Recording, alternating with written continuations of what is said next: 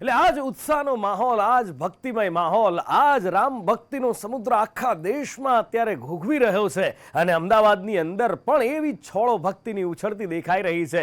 રામ નામનો નારો ગુંજી રહ્યો છે, એ જયઘોષ રામ નામનો ગુંજી રહ્યો છે ને એમાં પણ રાણીપના સંકીર્તન મંદિરની અંદર અત્યારે રામધૂન ચાલી રહી છે. અખંડ રામધૂન અહીંયા પણ ચાલી રહી છે અને અહીંયા પણ ભક્તોમાં અનેરો ઉત્સાહ જોવા મળી રહ્યો છે.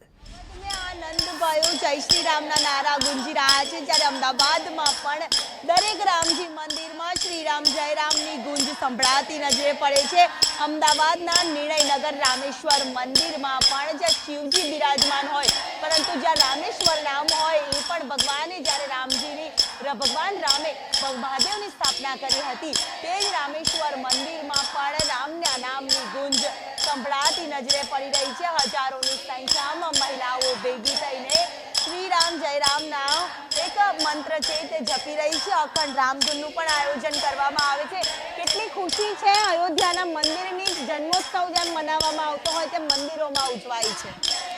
હા, મંદિરોમાં ઉત્સવ ઉજવાય છે. અમને ખૂબ આનંદ છે. મોદીએ સારું કામ કર્યું છે. અમને હરખ બહુ આવે છે.